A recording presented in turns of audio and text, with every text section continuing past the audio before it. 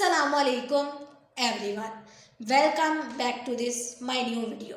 आज का मौजू है मैं तौबा करना चाहती हूँ। दीन इस्लाम की बेपनाह खूबियों में से एक बहुत अजीम और हुस्न ये भी है कि ये अपने मानने वालों को मायूस नहीं होने देता। अपने अल्लाह ताला की नाफरमानी और गुनाह इंसान को मायूसी की तरफ ले जाते हैं, लेकिन दीन इस्लाम में तौबा और रुजू इल्लल्लाह का बहुत ही प्यारा तस्वर है जो इंसान को अपने हाल को मालिक से दूर नहीं जाने देता। आपने चाहे जितने मर्जी गुनाह किए हों, आपने चाहे ज़मीन से लेकर आसमान तक गुनाहों से भर दिया हो, फिर भी आपके दिल में एक दफ़ा आएगा, एक दिन ऐसा आएगा, आप अकेले बैठे हुए होंगे, आपके माइंड में आएगा कि ये तो रास्ता गलत है, मैं किस रास्ते पर चल चुका हूँ, मैंने कल को मरना है, मैं कल को क्या जवाब दूंगा। ये इस्लाम की खूबी है कि वो रियलाइज़ करवाता है कि आपने कल को आगे हिसाब देना है, क्योंकि ये मुसलमान को, एक ईमान रखने वाले को अल्लाह ताला से दूर नहीं होने देता। ये खूबी है इस्लाम की। कुरान करीम की कई आयात और अहादीस करीमा में तौबा का हुक्म मौजूद है। तौबा करने वालों की तौबा को अल्लाह पाक ना सिर्फ कबूल फरमाता है बल्कि उन्हें पसंद भी फरमाता है। इरशाद इलाहा है, बेशक अल्लाह बहुत तौबा करने वालों से मोहब्बत फरमाता है।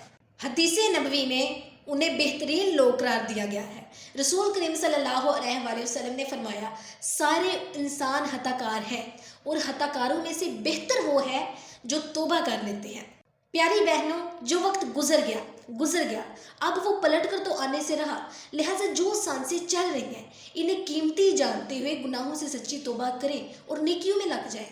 अल्लाह ना करे, फ़र्ज़ करें, सोचें कि आज हम इस दुनिया से चले जाते हैं, यकीनन कल दूसरा दिन होगा, सब लोगों को सब्र आ चुका होगा, लेकिन उसी दिन हमारी क़यामत शुरू हो चुकी होगी। उसी दिन हम सवाब और गुनाह इसके दरमियान हम खड़े होंगे।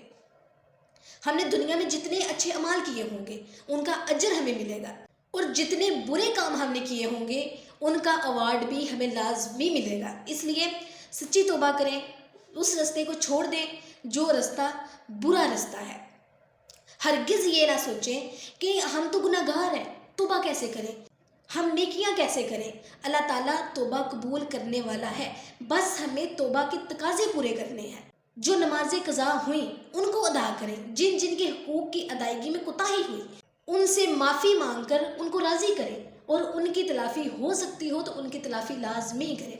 ना सिर्फ खुद तौबा करें बल्कि दूसरों को भी तौबा की तरगीब दिलाएं। जो इस्लामी बहनें गुनाहों से किनारा और तौबा का रास्ता इख्तियार कर रही हैं उसकी हौसला अफजाई करें। बाज़ ख़वातीन ऐसे मौका पर उनके हौसले मज़ीद पुस्त कर देती हैं और उससे अजीबोगरीब बातें कहती हैं, मसलन बस रहने दो, तुमसे नहीं होगा, मालूम है तुम कितनी नेक हो, मालूम है तुम कितनी परहेजगार हो, वगैरह वगैरह।